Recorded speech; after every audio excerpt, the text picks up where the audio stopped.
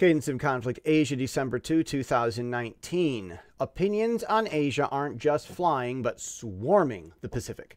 Hong Kongers vote against China in an unmistakable slap to Beijing's face. Then Beijing blames the U.S. because Beijing still thinks that voters only vote how the government tells them to. And everything is all America's fault anyway, right? It took a day of silence for Beijing's media machine to figure out how to spin the election. Beijing accused Hong Kong's descent on violence. But that doesn't hold since last week's election went uninterrupted. Yet Beijing sticks to the same script.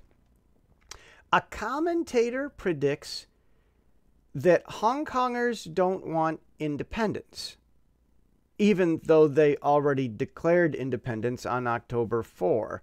Perhaps Doris Lam's article on Channel News Asia was an attempt to tell Hong Kongers what they should want. Or it could have been an attempt to tell Beijing to think that Hong Kongers don't want what they want. Either way, it is a delusional olive branch in the form of a typical long-worded think piece.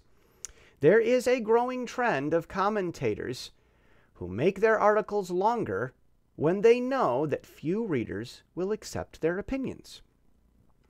After Trump signs 2 laws about Hong Kong, one to define an autonomous region as autonomous, the other to stop exporting police tools for riot control, Beijing calls it interference.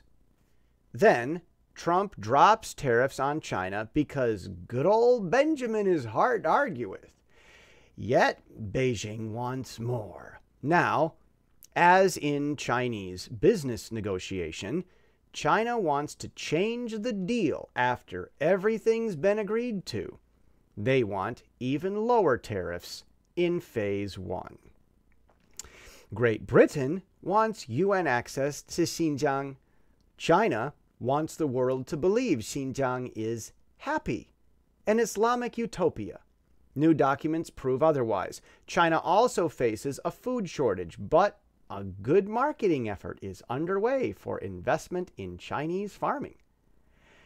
Stopping any possible abuse of Uyghurs in Xinjiang is interference, in Beijing's opinion. But accepting foreign money to build better farms isn't. Perhaps Beijing will call it interference if the rest of the world does not invest in Chinese farms. Taiwan's election is fast approaching. Though Tsai Ing-wen, the pro-democracy incumbent president, leads in the polls, many Taiwanese are scared that there are too many voters in the old, beaten-down generation for her to win a second time. Older Taiwanese, like many Chinese, have been so dominated by East Asia's shame culture that they truly believe that bigness always wins, and therefore they must vote for politicians who will surrender to China.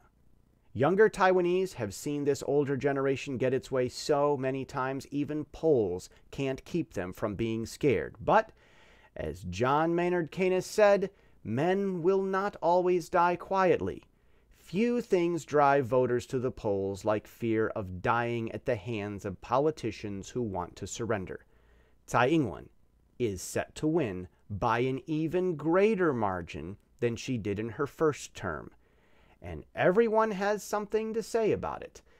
And that is the cadence of the conflict already seen in the Pacific.